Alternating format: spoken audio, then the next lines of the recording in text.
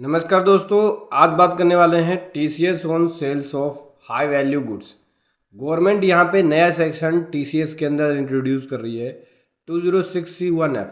कुछ notified goods होंगे, अगर उनकी सेल की जाएगी और उसकी वैल्यू 10 लाख से एक्सीड हो जाएगा तो उस पर अब टीसीएस एप्लीकेबल होगा। तो चलिए समझेंगे डिटेल में। गवर्नमेंट ने नोटिफिकेशन इशू किया है, नोटिफिकेशन के जरिए समझेंगे क्या लिमिट है और कौन कौन से नोटिफाइड गुड्स है, क्या रेट होगी और कब कब एप्लीकेबल होगा, क्या सभी को ये करना है या कि कोई टर्नओवर लिमिट है। बहुत कुछ समझने को मिलेगा, बहुत कुछ जानने को मिलेगा। उससे पहले बताना चाहूंगा, जो भी भाई बंधु मेरे चैनल पे पहली बार है, इस वीडियो को पहली बार देख रहे हैं, जिन्होंने अभी तक सब्सक्राइब नहीं किया सब्सक्राइब कर लीजिए, साथ ही साथ बेल आइकन पे भी क्लिक कर लीजिए ताकि इस तरह का कंटेंट आपको मिलता रहे। सो दोस्तों, सबसे पहले सेक्शन 206C समझ लो। सेक्शन 206C होता है वो टीसीएस के लिए होता है, जो कि कलेक्शन एट सोर्स बोलते हैं इसको। ठीक है, इसमें कुछ गुड्स है, जैसे कि देख सकते हैं इसमें अलग अलग सेक्शन है। जैसे 206 का अगर 1 देखोगे तो इन नोटिफाइड गुड्स के ऊपर ये रेट लगता है, लेकिन इसी के अंदर एक क्लोज है जो कि मैं आपको दिखाऊंगा। 1F का क्लोज है, ये 1H आ गया। 1H से पहले दिखेगा आपको वो क्लोज, ये देखिए 1F। ये वाला जो क्लोज है, इसके अंदर एक पॉइंट था जो गवर्नमेंट ने छोड़ा हुआ था। इसके अंदर बोलते हैं कि हर एक पर्सन जो सेलर रिसीव कर रहा है कंसिडरेशन, ठीक है, उसको टीसीएस काटना होगा। कौन सा? Motor vehicle. मोटर व्हीकल अगर 10 लाख से ऊपर होती थी तो उस पर टीसीएस कटता था। दूसरा बोल दिया कि कोई भी अदर गुड्स जो गवर्नमेंट नोटिफाइड करती है, अगर उनकी वैल्यू एक्सीड हो जाती है 10 लाख रुपीज, ठीक है, तो उस केस में 1% का टीसीएस कटेगा।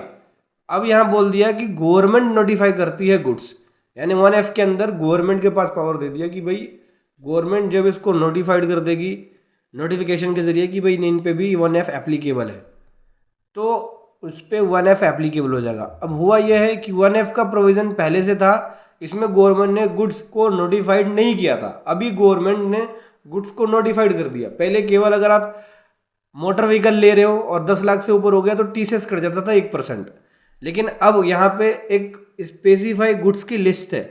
अगर उन आइटमों की भी वैल्यू 10 लाख रुपए क्रॉस हो जाती है तो उस केस में टीसीएस कटेगा। तो चलिए समझते हैं। सबसे पहले आप नोटिफिकेशन नंबर 36/25 देख लो। 36/25 के अंदर गवर्नमेंट ने गुड्स को नोटिफाइड किया है कि कौन कौन सी कंडीशन में सेक्शन 206C1F का सेकंड अप्लाई होगा।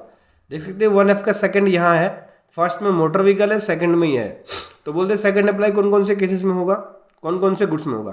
तो सबसे पहले तो ये समझ लो, अगर गुड्स की वैल्यू 10 लाख रुपए एक्सीड हो जाती है, अगर आप सेल कर रहे हो और गुड्स की वैल्यू 10 लाख रुपए एक्सीड हो जाती है तो 1% का टीसीएस काटना होगा।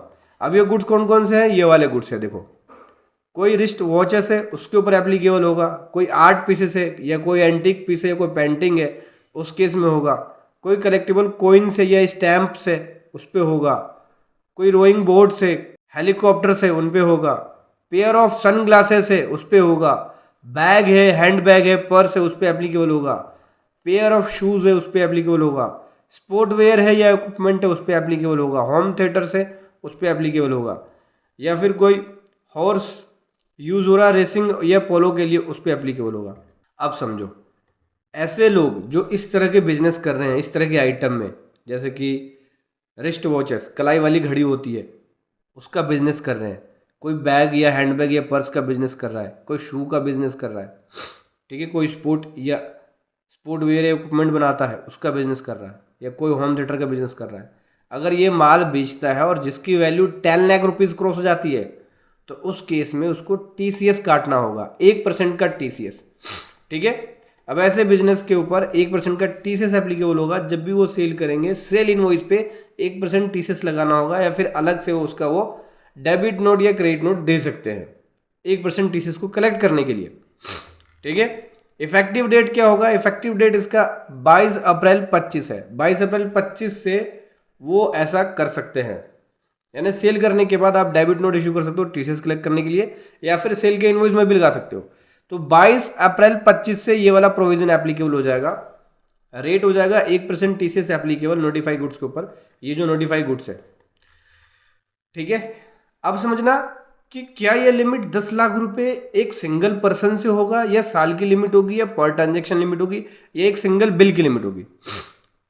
तो लिमिट जो अप्लाई होगी नोटिफिकेशन के अकॉर्डिंग पर ट्रांजेक्शन पे, मतलब कि एक सिंगल बिल या कोई एक बिल, सेल बिल, ये एक सिंगल बिल जिसकी वैल्यू 10 लाख रुपए क्रॉस हो जाती है तो उस पर 1% टीसीएस एप्लीकेबल होगा। ये साल की बात नहीं कर रहा है, नोटिफिकेशन साल की बात नहीं कर रहा है, यानी एनुअली की बात नहीं कर रहा है कि एनुअली अगर मैं किसी पार्टी को माल बेच रहा हूँ और टुकड़ों में माल बेच रहा हूँ 10-10, 20-20 हजार करके, या 5-5 हजार करके, या 50-50 हजार करके, या 1-1 लाख करके कर रहा हूँ बिल, और वो साल में 10 लाख रुपए से क्रॉस हो जाता है तो टीसीएस एप्लीकेबल हो जाएगा। ऐसा नहीं है, मल्टीपल ट्रांजेक्शन है, छोटे छोटे अमाउंट की, लाख लाख रुपए की, और 10 लाख से क्रॉस हो रही है तो उस पर एप्लीकेबल नहीं होगा। एक सिंगल ट्रांजेक्शन, एक सिंगल बिल 10 लाख रुपए से क्रॉस हो जाएगा तो उस पर 1% का टीसीएस एप्लीकेबल हो जाएगा। एनुअली लिमिट नहीं देखनी, एक पर ट्रांजेक्शन और सिंगल ट्रांजेक्शन को देखना है, ठीक है।